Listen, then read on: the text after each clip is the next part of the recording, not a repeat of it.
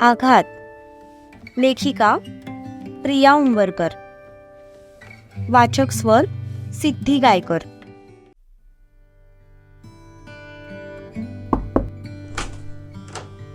Sir, दुर्वा madam आल्यात. आत पाठवू का त्यांना?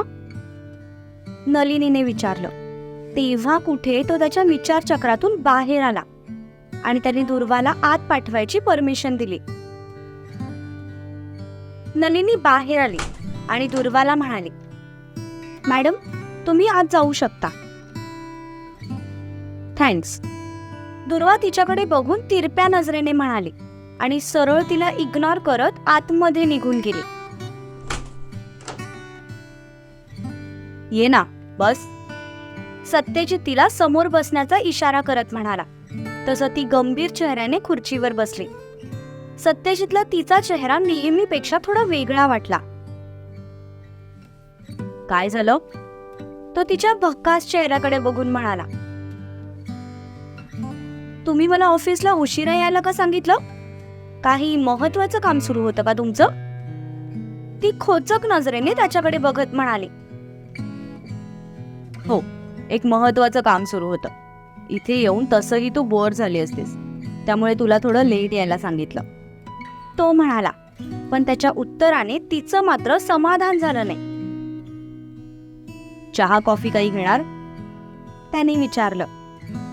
नो थँक्स, ती कोरडेपणानेच म्हणाली. त्याला मात्र तिचं वागणं थोडं खटकत होतं. सत्यजितने ऋषीला आधीच सगळी तयारी करायला लावली होती. निघायचं मग? सत्यजित तिच्याकडे बघून म्हणाला. पण ती मात्र स्वतःच्याच विचारात गुंग होती. एंजल, तिचा काहीच रिप्लाय येत नाहीये हे बघून तो पुन्हा म्हणाला. हा. तिने फक्त हुंकार भरला. अगं, मी म्हटलं निघायचं का? त्याने पुन्हा विचारलं. हो, असं म्हणत ती उठली. सत्यजित तिला घेऊन कॉन्फरन्स हॉलमध्ये आला. तोपर्यंत ऋषी आणि नलिनीने सगळी तयारी करून ठेवली होती. कॉन्फरन्स हॉल माणसांनी भरलेला होता. सगळे आता सत्यजितच्याच येण्याची वाट बघत होते. कंपनीतल्या काही निवडक महत्वाच्या व्यक्तींना या मीटिंगसाठी बोलवण्यात आलं होतं. सत्यजितची एंट्री होता सगळा हॉल शांत झाला. त्याच्या पाठोपाठ दुर्वा पण आतमध्ये आली. तिला बघून मात्र भरपूर जणांच्या भुवया उंचावल्या गेल्या. तो आतमध्ये येता सगळे उठून उभे राहिले. त्याने सगळ्यांना खाली बसायला लावलं. दुर्वाला पण समोरच्या एका चेअरवर बसायला लावलं. ती आज्ञाधारकपणे त्या खुर्चीवर जाऊन बसली. Hello everyone. त्याचा भारदस्त आवाज पूर्ण हॉलवर गुंजला.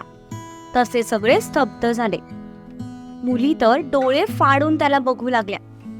त्याचा आवाज कानात साठवून घेऊ लागल्या. त्याचं नुसतं आजूबाजूला असणं सुद्धा त्यांच्यासाठी एखाद्या ट्रीट पेक्षा कमी नव्हतं.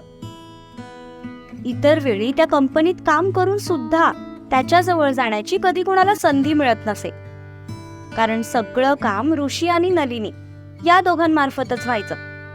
त्यामुळे प्रत्यक्षात त्याला भेटायची कुणाला संधी मिळत नसे. पण आज मात्र त्याला इतक्या जवळून बघून कित्येक मुलींच्या काळजाचा ठोका चुकत होता. दुर्वाने आजूबाजूला नजर टाकली. मुली ज्या पद्धतीने त्याच्याकडे बघत होत्या ते बघून ती मनातच चरफडू लागली. आज तर तिच्याही मनाने मान्य केलं होतं की त्याला घेऊन ती खूप पॉझिटिव्ह आहे. खूप मुश्किलने ती स्वतःला कंट्रोल करू शकत होती.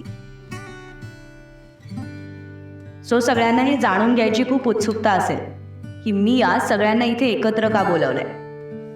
तो पूर्ण हॉलवर नजर फिरवत म्हणाला. त्याची ती उभं राहण्याची स्टाईल कित्येक इंच्या काळजावर वार करत होती. तर तुम्हा सगळ्यांना माहीतच असेल की काही महिन्यांपूर्वी आपण इलेक्ट्रिकल अप्लायन्सेसचा बिझनेस सुरू केलाय. सुरुवातीला आपल्याला चांगलं बेनिफिट मिळालं, पण गेल्या काही दिवसांपासून हवं तसं प्रॉफिट मिळत नाहीये. यावर विचार विनिमय केल्यावर एक गोष्ट माझ्या लक्षात आली. ती म्हणजे कंपनीचं आणि प्रॉडक्टचं मार्केटिंग करण्यात आपण कुठेतरी कमी पडतोय. म्हणून मी एक डिसिजन घेतलाय. तो म्हणाला. तसं पूर्ण हॉल स्तब्ध झाला. सगळे कानात प्राण ओतून तो काय बोलतोय ते ऐकू लागले. भरपूर जणांना तर असंही वाटलं की आता मार्केटिंग कमिटीच्या हेडसाठी आपलं नाव घेतलं जाईल. त्यामुळे तो काय बोलतोय हे जाणून घेण्यासाठी सगळे उत्सुक होते. कारण मागच्या मीटिंगमध्ये सत्यजितने आपण नवीन मार्केटिंग हेड अपॉइंट करत असल्याचं सांगितलं होतं. पण ती व्यक्ती नेमकी कोण आहे हे अजून कोणालाही माहीत नव्हतं. त्यामुळे सगळेच ते जाणून घेण्यासाठी उत्सुक होते. दुर्वा, प्लीज कम. तो तिच्याकडे बघून म्हणाला. तसं सगळ्यांचे चेहरे बघण्यालायक झाले, खास करून मुलींचे. दुर्वा मात्र मनातून खूप खुश झाली. ती उभी राहिली आणि त्याच्या जवळ गेली. सो मी मागच्या मीटिंगमध्ये सांगितल्याप्रमाणे मी आपल्या मार्केटिंग हेडच्या जागेवर एक नवीन व्यक्ती अपॉइंट करतोय. आणि ती व्यक्ती म्हणजे मिसेस दुर्वा सत्यजित पाटील, माय लव्हली वाईफ. तो तिच्या खांद्यावर हात ठेवून तिला जवळ घेत म्हणाला. तसं पूर्ण हॉलमध्ये स्मशान शांतता पसरली. सगळ्यांचे चेहरे विजेचा झटका बसल्यासारखे झाले. त्याचं लग्न झालंय हे तर सगळ्यांना माहीत होतं, पण मिसेस पाटीलला अजून कोणीही प्रत्यक्षात पाहिलं नव्हतं. पण आज मात्र त्या दोघांना सोबत बघून कित्येकींच्या चेहऱ्याचा रंग उडाला. कारण त्यांची जोडी खरंच मेड फॉर इच अदर होती. सौंदर्याच्या बाबतीत दुर्वा त्याच्या अगदी तोडीस तोड होती. त्या दोघांना एकत्र बघून भरपूर मुली जलेस झाल्या. त्यांच्या चेहऱ्याचे उडालेले रंग बघून दुर्वा मात्र मनातून खुश झाली होती. सगळ्यात आधी तिची नजर गेली ते नलिनीवर. पण नलिनी मात्र सत्यजितच्या या अनाउन्समेंटने खुश दिसत होती. किंबहुना सगळ्या मुलींमध्ये फक्त ती एकटीच त्याच्या निर्णयावर आनंदी दिसत होती. या गोष्टीचं दुर्वाला थोडं विशेष वाटलं, पण तिने तसे भाव चेहऱ्यावर दाखवले नाही. अचानक कुठून तरी एक टाळी वाजली. तसं त्या आवाजाने सगळे भानावर आले आणि त्यांनीही टाळ्या वाजवायला सुरुवात केली. दुर्वाला बघून तिथले असलेले जेंट्स मात्र खुश झाले, कारण तिच्या येण्याने दोन गोष्टी घडणार होत्या. पहिली म्हणजे मुली आता सत्यजितकडे बघण्याची हिंमत करू शकणार नव्हत्या, आणि दुसरं म्हणजे त्याच मुली आता आपल्याला भाव देतील अशी एक वेडी आशा त्या बिचाऱ्यांना वाटत होती. मुलींचे चेहरे मात्र खरंच बघण्यासारखे झाले होते. सत्यजितने ज्या प्रकारे तिच्या खांद्याला पकडून तिला जवळ घेतलं त्याने ती थोडी ऑकवर्ड फील करू लागली, कारण समोर बरीच पब्लिक बसली होती. तिची अवस्था लक्षात घेऊन त्याने लगेच तिला सोडलं.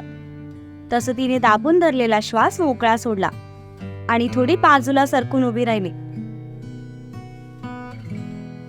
मला अजून एक अनाउन्समेंट करायची आहे, तो म्हणाला. तसं सगळे परत धक्क्यात गेले. आता बस अजून कुठली अनाउन्समेंट करणार याचा सगळे विचार करू लागले होते. दुर्वा पण आश्चर्याने त्याच्या चेहऱ्याकडे बघत होती, कारण तिलाही माहित नव्हतं की तो दुसरी अनाउन्समेंट कोणती करणार आहे. त्याने नलिनीकडे पाहिलं आणि म्हणाला,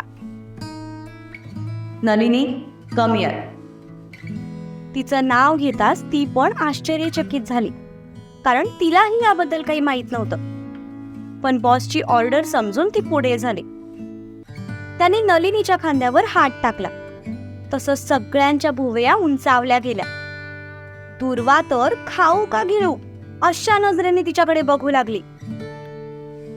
नलिनीला पण खूप ऑकवर्ड वाटू लागलं, कारण तिथे उपस्थित सगळ्यांच्याच नजरा तिला विचित्र वाटत होत्या. माझ्या वाईफला तर तुम्ही सगळे भेटलात. आता मी तुमची नलिनी सोबत नव्याने ओळख करून देतो. नलिनी फक्त माझी असिस्टंट नाही, तर माझी लहान बहीण आहे. रक्तात नसलं तरी आमच्यात बहीण भावाचं नातं आहे. त्यामुळे इथून पुढे ऑफिसमध्ये नलिनीबद्दल कोणीही कुठल्याही प्रकारचं गॉसिप केलेलं मी खपवून घेणार नाही. चुकूनही माझ्या कानावर काही आलं तर त्याच दिवशी त्या व्यक्तीच्या हातात टर्मिनेशन लेटर ठेवण्यात येईल. Is that clear? त्याचा करारी आवाज संपूर्ण हॉलमध्ये घुमला. तसंच सर्वजण शॉक झाले. ज्यांनी नलिनीबद्दल अफवा उडवल्या होत्या त्यांच्या नजरा आपोआप खाली झुकल्या. पण हे ऐकून दुर्वा मात्र एका वेगळ्याच धक्क्यात गेली. तो नलिनीला बहीण मानू शकतो असा विचारही तिच्या मनात कधी आला नव्हता. आता तिला स्वतःच्याच विचारांची लाज वाटू लागली. तिची ही नजर आपोआप खाली झुकली. परत एकदा आपण त्याला ओळखण्यात चूक केली हे गिल्ट तिच्या मनाला खाऊ लागलं. नलिनीचे डोळे मात्र भरून आले होते. सत्यजित अशा प्रकारे सगळ्यांसमोर त्यांचं नातं अनाऊन्स करेल याचा तिने स्वप्नातही विचार केला नव्हता. खरंच आज त्याने एका मोठ्या भावाचं कर्तव्य पूर्ण केलं होतं. बहिणीवर रोखलेल्या नजरा त्याने खाली झुकवल्या होत्या. सत्यजितने दुर्वाकडे पाहिलं तर ती थोड्या अंतरावर उभी होती. त्याने तिच्या हाताला पकडून तिला जवळ घेतलं आणि तिच्याही खांद्यावर हात टाकला. त्याच्या एका बाजूला नलिनी होती आणि दुसऱ्या बाजूला दुर्वा. माझ्याजवळ उभ्या असलेल्या या दोन्हीही व्यक्ती माझ्यासाठी खूप इम्पॉर्टंट आहेत. त्यामुळे जितकी मी त्यांची रिस्पेक्ट करतो तितकीच तुम्हीही करावी अशी माझी अपेक्षा आहे, तो म्हणाला.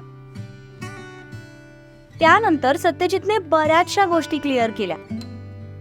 मार्केटिंग प्रोडक्ट संबंधित ज्या काही गोष्टी त्याला अपेक्षित होत्या त्या त्याने सर्वांना सांगितल्या. दुर्वा तर दुरूनच त्याच्याकडे भरल्या डोळ्यांनी बघत होती. आज तिला स्वतःच्याच नशिबाचा हेवा वाटत होता. ज्या माणसाने तिला फक्त आणि फक्त प्रेमच दिलं होतं तिने मात्र त्या प्रेमाच्या बदल्यात त्याला फक्त त्रासच दिला होता. या गोष्टीचा विचार मनात येताच तिचं मन हेलावलं आणि तिने मनातच काहीतरी निश्चय केला. मीटिंग संपली तसं सत्यजित दुर्वाला घेऊन तिथून बाहेर पडला. नलिनी आणि ऋषी पण त्या दोघांसोबत बाहेर गेले. त्यानंतर हॉलमध्ये बरीच कुजबूज सुरू झाली. कम सत्यजित तिला प्रायव्हेट लिफ्टमध्ये आणत म्हणाला. सत्यजित, अहो कुठे नेताय मला? तिने विचारलं. वेट, सांगण्यापेक्षा डायरेक्ट दाखवतो, तो तिचा हात सोडत म्हणाला आणि त्याने लिफ्टचं बटन दाबलं. काही वेळातच लिफ्ट सत्यजितची केबिन ज्या फ्लोअरवर होती तिथे येऊन थांबली. त्या फ्लोअरवर शिवाची आणि सत्यजितची केबिन होती. त्यासोबतच अजून एक मीटिंग रूमही होती. सत्यजित तिला घेऊन एका केबिन समोर आला. दुर्वाने त्या केबिनच्या दाराकडे पाहिलं आणि शॉक झाली. मिसेस दुर्वा सत्यजित पाटील या नावची पाटी त्या दाराला लावली होती. ते बघून पुन्हा तिच्या डोळ्यात पाणी जमा झालं. प्रत्येक पावलावर तो त्याचं तिच्यावर असलेलं प्रेम दाखवून देत होता आणि ती पुन्हा पुन्हा त्या प्रेमाच्या कर्जात बुडत चालली होती. थोड्याच वेळात नलिनी आणि ऋषी पण त्या फ्लोअरवर आले. नलिनीच्या हातात एक सजवलेला ट्रे होता आणि त्यात कात्री ठेवली होती. नलिनीकडे बघून दुर्वाला पुन्हा तिची चूक लक्षात आली. बहीण भावाच्या पवित्र नात्याला आपण नको ते नाव देण्याचा प्रयत्न केला. ही गोष्ट तिच्या मनात सलत होती. रिबिन कट कर, सत्यजित दुर्वाकडे बघून म्हणाला. तेव्हा कुठे ती तिच्या विचारातून बाहेर आली. मॅम, नलिनी हातातला ट्रे तिच्या समोर पकडत म्हणाली. सत्यजितने तिला डोळ्यांनीच इशारा केला. तसं तिने कात्री हातात घेतली आणि दारावरची रिबिन कट केली. तिच्यापेक्षा जास्त आनंद तर त्याच्या चेहऱ्यावर दिसत होता. प्रत्येक यशस्वी पुरुषाच्या मागे एका स्त्रीचा हात असतो असं म्हणतात. पण जेव्हापासून सत्यजित तिच्या आयुष्यात आला होता तेव्हापासून प्रत्येक पावलावर तो तिच्यासोबत उभा होता. किंबहुना तिच्या पुढे उभा होता. तिच्यावर आलेलं प्रत्येक संकट तो दूर करू पाहत होता. कारण त्याला तिला सुखात ठेवायचं होतं, आनंदी ठेवायचं होतं आणि त्या बदल्यात त्याची तिच्याकडून कसलीही अपेक्षा नव्हती. तो फक्त तिच्या प्रेमाचा भुकेला होता, जे आता तिलाही हळूहळू कळायला लागलं होतं. सत्यजितने तिच्यासाठी दरवाजा ओपन केला. तसं ती आतमध्ये आली. आतमध्ये पाय ठेवताच तिचे डोळे आश्चर्याने चमकले, कारण ती केबिन खूप सुंदररित्या सजवण्यात आली होती. टेबलवर मस्त बुके ठेवले होते. सत्यजित, एवढं सगळं करायची काय गरज होती? ती त्याच्याकडे बघत म्हणाली. सत्यजितने ऋषी आणि नलिनीकडे बघितलं. त्याचा इशारा ओळखून ते दोघेही तिथून निघून गेले. सत्यजितने दरवाजा बंद केला आणि तिच्या समोर येऊन उभा राहिला. गरज आहे, कारण तू मला खूप मोठ्या प्रॉब्लेम मधून बाहेर काढलेस. जर तू मला हेल्प केली नसती तर कदाचित या सगळ्या गोष्टींचा विचार नव्याने मी केला नसता आणि आपल्या कंपनीचा खूप लॉस झाला असता. तू खरंच माझी एंजल आहेस, तो म्हणाला. दुर्वाला आता खूप भरून येत होतं. कुठल्याही क्षणी आपण त्याच्या मिठीत जाऊ असं तिला वाटत होतं, पण तिला घाई करायची नव्हती. जितकं सुख आणि प्रेम त्याने तिच्या पदरात टाकलं होतं त्या सगळ्याची भरपाई करायची होती तिला. त्यामुळे तिने मनातल्या भावनांना आवर घातला. कम, असं म्हणत त्याने तिचा हात पकडला आणि तिच्या चेअरवर नेऊन बसवलं. तिला तर हे एखाद्या सुंदर स्वप्नासारखं वाटत होतं. लहानपणी तिने खूप परीकथा वाचल्या होत्या. तेव्हा खूपदा मनात यायचं की आपल्याही आयुष्यात असा राजकुमार येईल का, जो आपल्या सगळ्या इच्छा पूर्ण करेल. पण प्रत्यक्षात असं घडत नाही, असा विचार करून ती स्वतःला समजवत आली होती. मोठं झाल्यावर तर तिला या सगळ्या गोष्टींवर विश्वासच राहिला नव्हता. त्यामुळे प्रेम, रिलेशनशिप या गोष्टींचा तिने कधी विचारच केला नाही. पण अचानक एक सेव्हियर तिच्या आयुष्यात आला आणि त्याने तिचं आयुष्यच बदलून टाकलं. भूतकाळातल्या काही आठवणी तिच्यासाठी खूप कटू होत्या, पण त्याच्या साथीने आता ती त्यातून बाहेर पडत होती, कारण तो तिच्या जखमांवर हळूवारपणे फुंकर घालण्याचं काम करत होता. तिला त्रास न होता तिची काळजी घेत होता. त्याच्या डोळ्यात असलेलं प्रेम तिला प्रत्येक क्षणी जाणवू लागलं होतं. शिवाय त्याच्या डोळ्यात असलेली मिलनाची आस सुद्धा आता तिने ओळखली होती. पण तिला कसलीही घाई करायची नव्हती. तिला मनातलं सगळं त्याच्याशी बोलायचं होतं. ज्या सेव्हियरचा तो इतका रागराग करतो, तो सेव्हियर तूच आहेस हे तिला त्याला सांगायचं होतं. पण हे सांगण्याची ही योग्य वेळ नव्हती, म्हणून तिने मनाला आवर घातली आणि डोळ्यातून ओघळणारं पाणी हलक्या हाताने पुसून टाकलं. काय झालं? तिच्या डोळ्यातलं पाणी बघून तो म्हणाला. काही नाही, तिने उत्तर दिलं. Wish you all the best for your new journey, तो तिच्या पुढे हात करत म्हणाला. तसं तिनेही हसून त्याच्या हातात हात दिला. आता मार्केटिंग संबंधित जे काही निर्णय घ्यायचे त्याचे पूर्ण अधिकार तुझ्याकडे आहेत. फक्त फायनल सहीसाठी तुला फाईल्स माझ्याकडे पाठवाव्या लागतील, तो म्हणाला. ओके, नो प्रॉब्लेम, तिने उत्तर दिलं. चल, आता मला एक मीटिंग आहे, मी जातो, तू तुझं काम सुरू कर, तो म्हणाला. तसं तिने पण होकार दिला. तो बाहेर जाण्यासाठी निघाला, पण दरवाजाजवळ जाऊन तो थांबला आणि मागे फिरून तिच्याकडे बघत म्हणाला. एंजल, आज मला तुझ्या हातची कढी खावीशी वाटते, बनवशील प्लीज? तो इतका क्यूट फेस करत म्हणाला की आपोआप तिच्याकडून होकार दिला गेला. तो दरवाजा उघडून त्याच्या केबिनकडे निघून गेला. तशी ती स्वतःशीच गालात हसली आणि तिच्या कामाला लागली.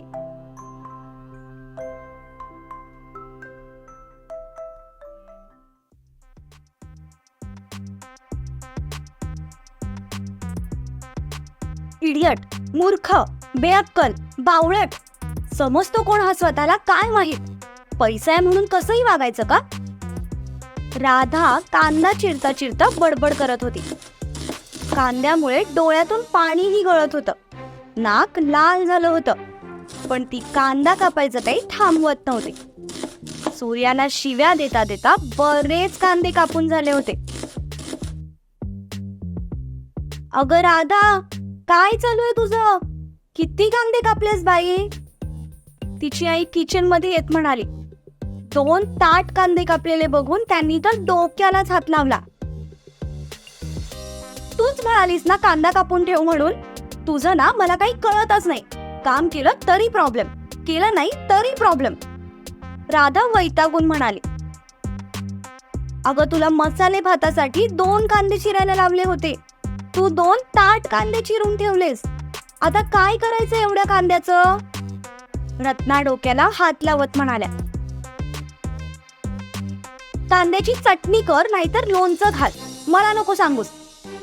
असं म्हणत राधाने रागातच हातातला चाकू खाली आदळला आणि डोळे पुसत बाहेर निघून गेली.